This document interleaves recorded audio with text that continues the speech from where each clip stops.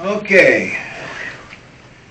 Now we have the verbiage in the ordinance to change to tourist dwellings on the C1 ordinance. And tourist dwellings? That wasn't a part of the original. Yes, we're adding the word tourist dwellings. I gave you a copy of what we're looking for.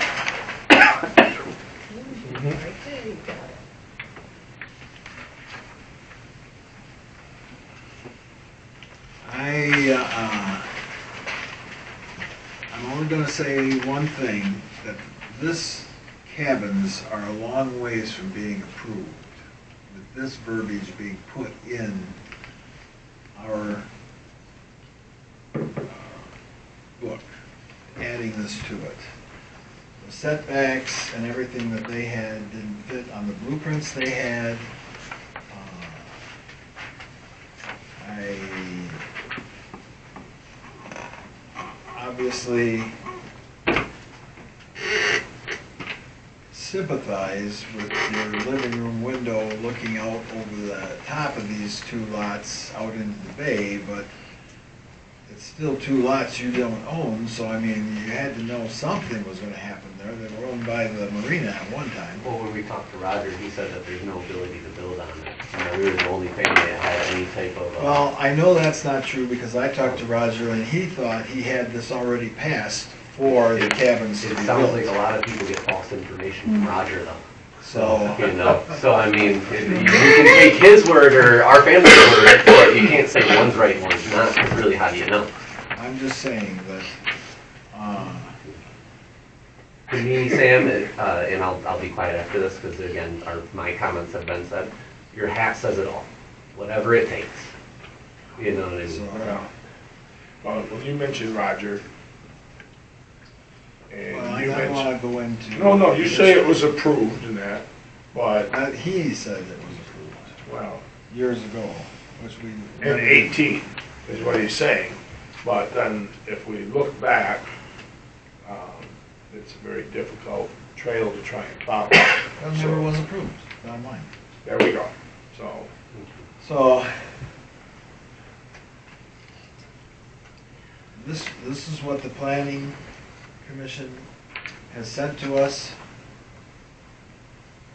We might as well find out right out of the chute. I make a motion that we accept the planning commission's recommendation to add the verbiage and some of the setbacks and that's in this regarding tourist dwellings.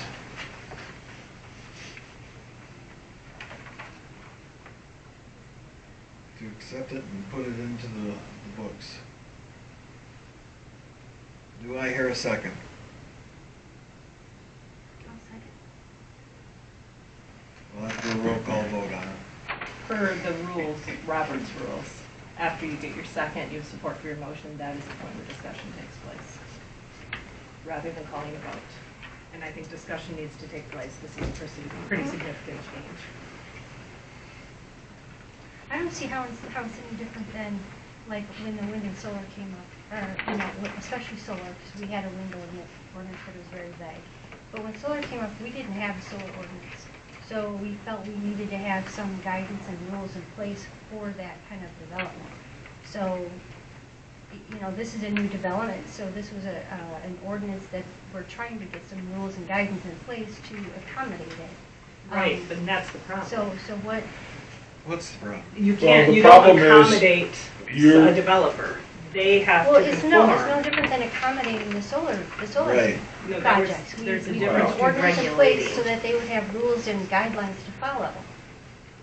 So we don't want to have any rules and guidelines people to follow. I think Well, that, it could. We already, zoning It's- doesn't even allow for them, so it's not a matter of whether we Yeah. have the rules to follow. We didn't Yeah. have anything for solar or windmills either. well, there was something, but it wasn't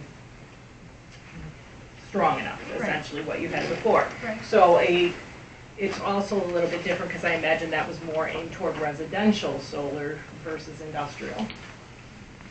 what you had previously, your old ordinance. I'm sorry, wind, I apologize. So that was more on a smaller scale rather than a large scale No, they development. They just didn't have the vision at the time that it was done in 2010, I think it was. Okay, so I guess my argument would be this. We have issues with short-term rentals that we've heard about from people whose neighborhoods are having issues with having these short-term rentals come up in a neighborhood where they're raising their families and the concerns that they have as far as that goes. We've had issues with long-term rentals, specifically, for lack of a better term, because I don't even think it has a name, the Pink Palace, which doesn't have doesn't have any conforming features that our zoning actually requires, in addition to some of our other previous ordinances that are still under discussion. We don't have ordinances to actually put a basic framework for any type of short-term rentals. So to We're make not this, talking about short-term rentals. but that's what these are going to be. That's what these are That's intended to exactly be. what they are. May I say something here? This is from the planning commission, this is myself, I'm on the planning commission. That ordinance is directly addressing multi-dwellings on a single parcel. Short-term rentals will be something else that the planning commission will have to address because it was brought to our attention. And long-term rentals will also have to be addressed because you brought it to our attention. But those are some different items on this. Right now, the only thing we're dealing with is multi-dwellings on a single parcel, and it's still by special use, and it's still only in the commercial area. And that is all that addresses, nothing else. Everything else has to be brought back up and addressed separately so that there are specific wording for that specific situation. In this case, it's not whether it's a rental, long-term or short-term, it's just multi-dwellings on a single parcel in C1 zoning. And it applies to you. If you have C1 zoning, you have acreage that you can do it in, you're more than welcome to do it. But again, it's special use. It addresses setbacks as it defines it in dwelling, which is already there. So it has not changed anything. It just put a definition to it. So the setbacks still are already defined. They were followed. The fire marshal said he wants 20 feet between eaves. That was put in there. Everything else is already in the zoning ordinance, except for that definition. And again, short-term rentals will be addressed. And it'll have to go through the same thing. There'll have to be a definition, and then there'll have to be steps to follow it. And if it's a special use, they'll have to come back, and they'll have to hit all the check marks for special use. But right now, I think there's confusion on what that ordinance says, or what it's doing, and what it's addressing.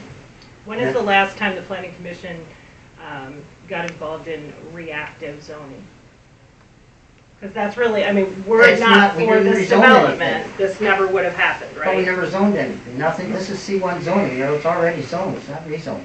But this never would have been amended had it not been for this particular development on that particular parcel.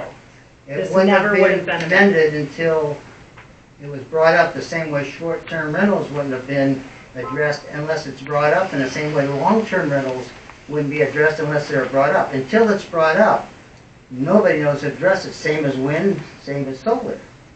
We could have had it addressed if we were looking far enough ahead, and so we got to address solar because it's coming this way.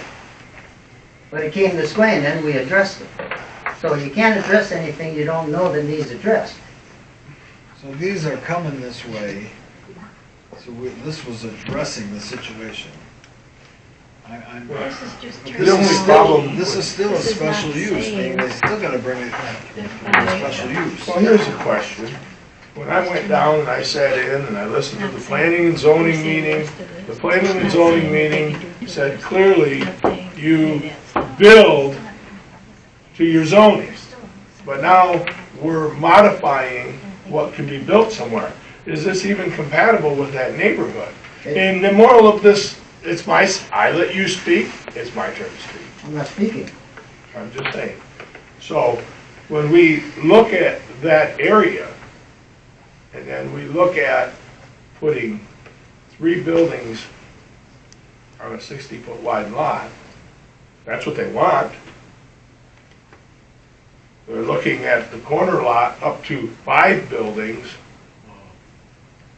Could be 4, but the original plan that came into this office had 5 and 3 out at the water.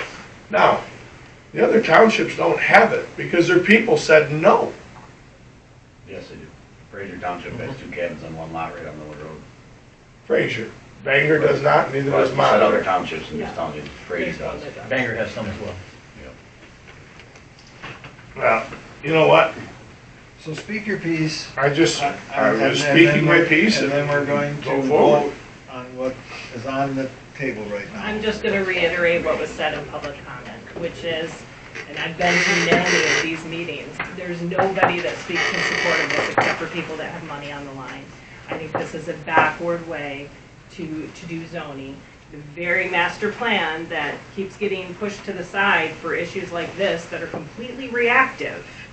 I mean, takes over the whole planning commission meeting. There's not even any movement on the master plan that's already a year late because of things like this. That is reactive zoning. That's what that is. Deal with the master plan, then You you'll be need dealing a with plan, everything and else. then you move forward. Instead, this has all of a sudden risen to the top as the highest priority for our planning commission, sidelined our whole master plan, to put the cart before the horse for a single development that is not fitting with the neighborhood, that citizen after citizen after citizen has written letters, has come up and talked at the planning commission and said they did not support it, and none of that is being listened to, and instead this is just being pushed forward, and that's a dangerous place to be. It's a very dangerous place to be as an elected official, to continue that trend of not listening to the people that employ us.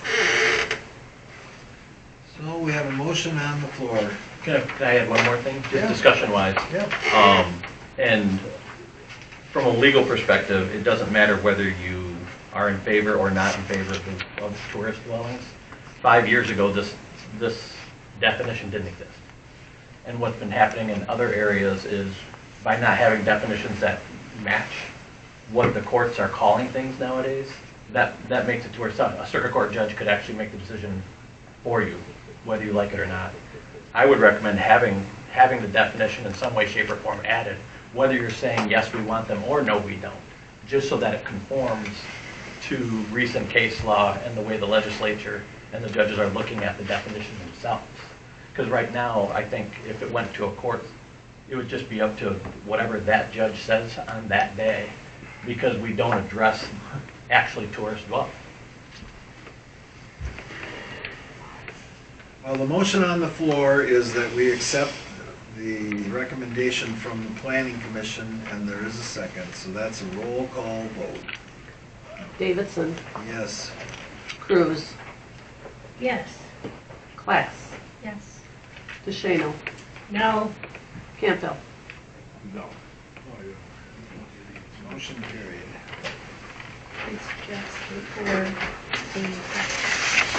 What did you guys do? Look voting it up. for, You said, tourist dwelling, it's just for definition.